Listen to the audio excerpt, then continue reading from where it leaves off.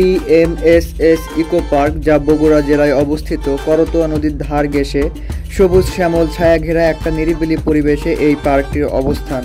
পার্কটির চারিদিকে রয়েছে অসংখ্য সবুজ গাছপালা, যার কারণে আপনারা গ্রীষ্মকালীন সময়েও খুব নিরিবিলি পরিবেশ এখানে কাটাতে পারবেন। আর বিশেষ করে এই পার্কটি আসলে করতোয়া একদম নদীর ধার ঘেঁষে তৈরি হয়েছে, যার কারণে এখান থেকে আপনারা নদীর ধারে বেশ কিছু বসার জায়গা রয়েছে, সেগুলো উপভোগ করতে পারবেন এবং এখানে স্পিড বোট রাইড করতে পারবেন। পার্কে কিভাবে আসবেন, কত টাকা খরচ হবে, পার্কের পরিবেশ সম্পর্কে যাবতীয় তথ্য আপনাদের মাঝে আলোচনা করব। তাহলে চলুন ভিডিওটি শুরু করা যাক। মূল গেটে প্রবেশের শুরুতে আপনারা একটা খুব সুন্দর গেট দেখতে পাবেন। এই গেটটি এখনও তৈরি হয়নি সম্পূর্ণভাবে, যার কাজ এখনও চলমান অবস্থায় রয়েছে। এবং এখানে বেশ কিছু আপনি এরকম ডিজাইন স্বরূপ গাড়ি দেখতে পাবেন, যেগুলো আসলে যারা মোমোইন যারা রিসোর্টগুলো বুক করে থাকে এখানে, তাদেরকে এই গাড়িগুলো সার্ভিস দেওয়া হয়। এছাড়া বাকি মানুষদের জন্য এই গাড়ির সার্ভিসগুলো নয়।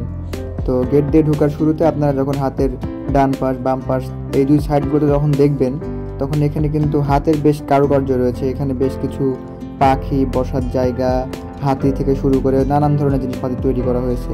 আর এই বাসটি কিন্তু একটা আসলে ভ্রাম্যমাণ হাসপাতাল, যার ভিতরে অনেক বই এবং হাসপাতালের সামগ্রী রয়েছে। এটার ভিতরে এখন আমরা ঢুকতে পারিনি, তবে অন্য এক সময় এটা দেখেছিলাম, যার কারণে আপনাদের মাঝে সেই কথাটা শেয়ার করলাম।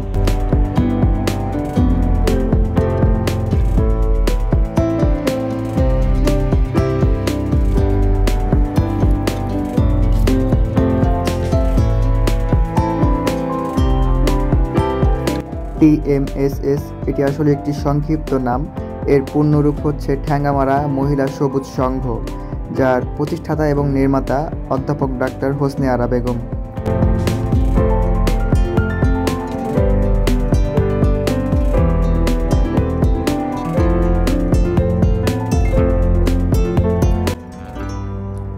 পার্কের লোকেশনটি হচ্ছে বগুড়া মোমোইন থেকে পায়ে হেঁটে মাত্র 5 মিনিটের পথ। আর এই পার্কটিতে প্রবেশের জন্য আগে কোনো টিকিট ক্রয় করতে হতো না, তবে আনুমানিক 1 বছরের মতো হলো এখানে প্রবেশের জন্য আপনাদের 20 টাকা দিতে হবে। আর ভিতরে যে রাইডগুলো আছে সেগুলো রাইড উপভোগ করার জন্য আপনাদের আলাদা টাকা দিতে হবে। এবং এখানে যে করতোয়া নদীর ধারে যে স্পিড বোটগুলো রয়েছে, এগুলোতে উঠতে আপনাদের আলাদা টাকা গুনতে হবে।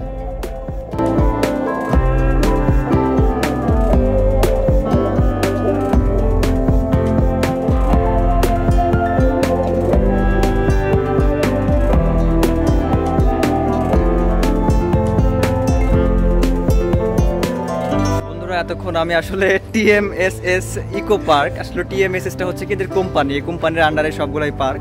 তো এতক্ষণ এখানে দেখলাম, ঘুরলাম, ভিডিও করলাম। জায়গাটা আসলে একটা নিরিবিলি জায়গা। আর এখান থেকে করতোয়া নদী দেখা যায়, করতোয়া নদীর একদম পাশে কিন্তু আসলে এই পার্কটা। তো আপনারা আসলে ভালো লাগবে। আর এখানে কিন্তু অতটা ভালো আসলে মনে হয় না, আমার তেমন কিছু না। তবে আপনারা যারা চাচ্ছেন যে একটা ফ্রি সময় কাটাবেন, প্রিয় মানুষকে নিয়ে বসবেন, এরকম একটা আসলে প্লেস বলা যায় এটাকে। তো চাইলে আসতে পারেন, ভালো লাগবে আশা করি। তো এই ছিল আজকের এখান থেকে ভিডিও। ভালো থাকবেন সবাই, আসসালামু আলাইকুম।